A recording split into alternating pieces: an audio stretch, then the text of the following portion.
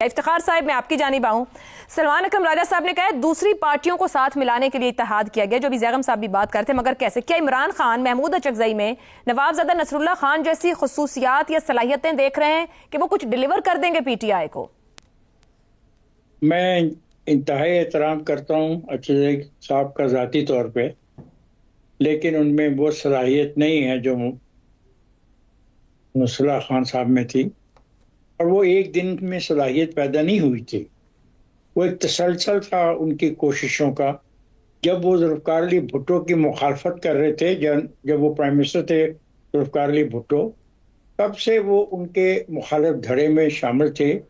और जितनी सियासी पार्टियां हो सककर जुल्फ़िकार अली भुट्टो की मुखालफत करती थीं, वो उनके रहनुमा थे और वो रहनुमाई मुसलसल वो करते आए और एक तवील अरसे से वो ये काम कर रहे थे, जिसके नतीजे में ये होता है कि एक अंडरस्टैंडिंग डेवलप हो जाती है जब आप लोगों के साथ मिलकर काम करते हैं। ये फैसला जो है अपोजिशन इत्तेहाद को वसी करने की कोशिश है या अपनी जमात की अंदरूनी कमजोरियों का इतराफ है?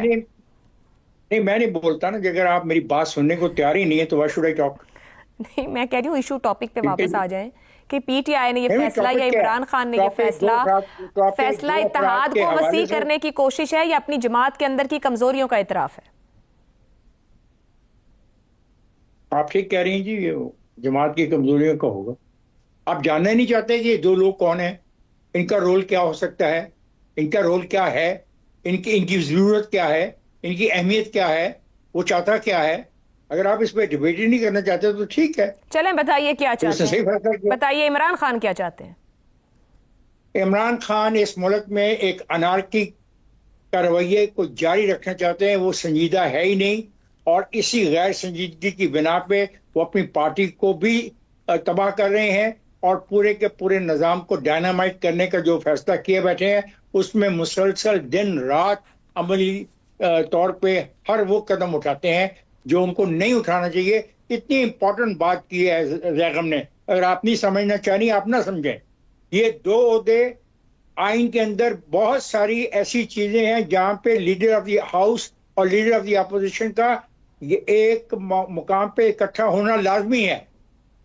और अगर कोई चेंज आती भी है, अगर कोई इलेक्शन होना भी है, इवन अगर इलेक्शन कमीशन का भी फैसला करना है, अगर इलेक्शन का भी फैसला करना है, तो ये दोनों ही शख्स जो चेयरमैन सेनेट, जो लीडर ऑफ द सेनेट है और लीडर ऑफ द अपोजिशन है सेनेट में, उनके दरमियान मुज़ाकरात होने हैं, उन्होंने नाम पेश करने हैं।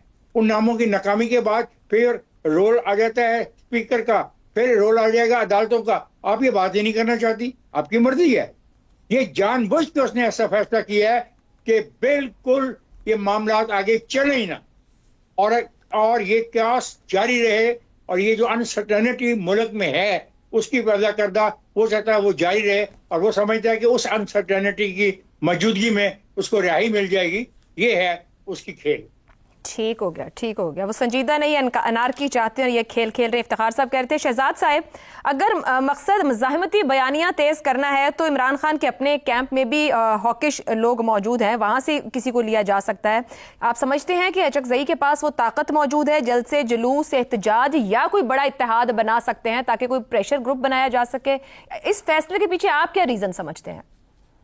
देखिए, लीडर ऑफ द ऑपोजिशन कोई इत्तेहाद इस तरीके से तो क्रिएट नहीं करता कि वो जल्द से जुलूस लेके इमरान खान की रिहाई के लिए चल पड़ेगा।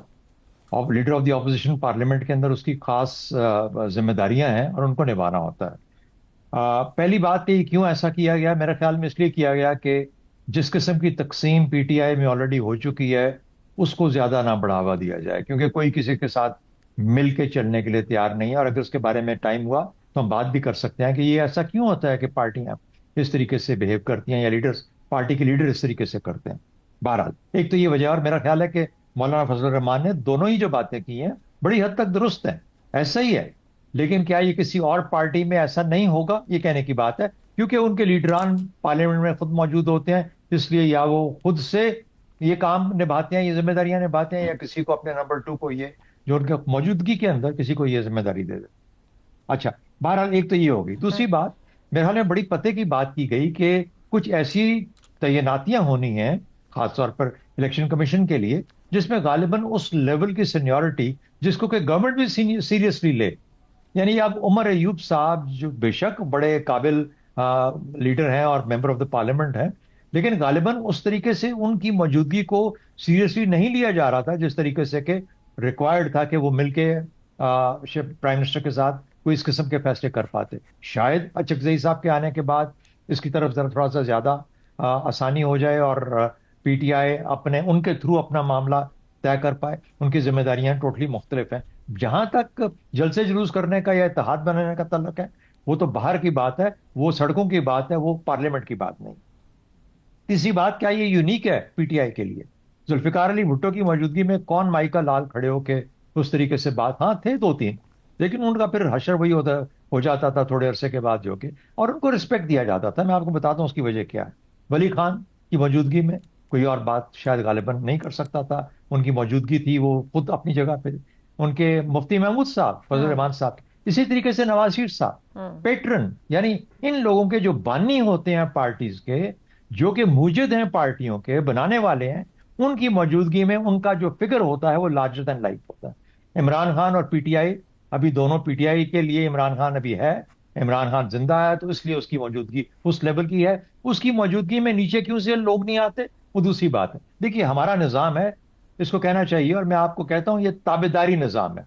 हमारा जो माशरा है ना, माशरा ताबेदारी निज़ाम पे चलता है। तो हर आपने अगर अपनी जगह पे कायम रहना है तो आपको ताबेदारी दिखानी है अपने से सीनियर को। अब वो टियर 2 टियर 1 को दिखाएगा, टियर 3 टियर 2 को दिखाएगा, तो तब आप उस निज़ाम में रह सकते हैं। और वैसे भी निज़ाम ताबेदारी निज़ाम के साथ ही चलता है। तो बहरहाल ये हमारा ऑर्गेनाइजेशनल और सोसाइटी का, माशरे का जो तरीकाकार है वो ये है। इस वजह से आप देखते हैं कि उस बरगद के पेड़ के नीचे, बरगद का हो ना हो, कोई और चीज नहीं फूट पाती, क्योंकि बड़ा मुश्किल हो जाता है। ठीक हो गया, ठीक हो गया। दूसरी बात, हम सबॉर्डिनेट्स को ट्रेन नहीं करते। हम अपने से, ये जो तमाम लीडर्स जो है ना, ये आने नहीं देते ऊपर किसी को। अगर कोई आ जाए, अभी हम कल तो बात कर रहे थे कि ये जो पीपल्स पार्टी और पीएमएलएन आपस में लड़ रहे हैं, क्यों लड़ रहे हैं? और सवाल ये कॉन्स्पिरेसी क्या है कि पीएमएलएन चाह रही है या पंजाब ये चाह रहा है कि उनके जो चचा है उनके लिए मुश्किलात खड़ी कर दी जाए। किस किस्म की गुफ्तगू होती है हमारे यहाँ? सही। तो ये कॉन्स्पिरेसीज का ये प्रॉब्लम है हमारे यहाँ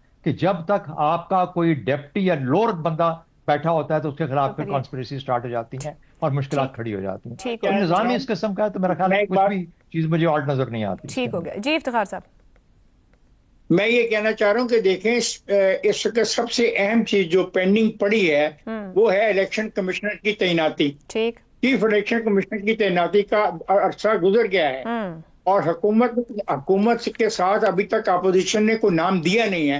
ये बहुत बड़ा चलिए, अब चकजई साहब और शहबाज शरीफ साहब मिलकर तय कर लेंगे। गुफ्तगू को कंक्लूड करते हैं। पाकिस्तान तहरीक इंसाफ बतौर जमात में तकसीम और कमजोरियों की करीबन सभी पैनलिस्ट ने बात की। तो ये कहा जा सकता है कि अगर लीडर ये समझ रहा है कि उसकी जमात कमजोर है और वो जिम्मेदारी संभाल नहीं रही, इसलिए उसको बाहर से किसी को देखने की जरूरत पड़ी, तो दरअसल वो लीडर कहीं ना कहीं अपनी उस जमात को लेते हुए खुद अपनी नाकामी को भी तस्लीम कर रहा है या अपनी लीडरशिप को भी।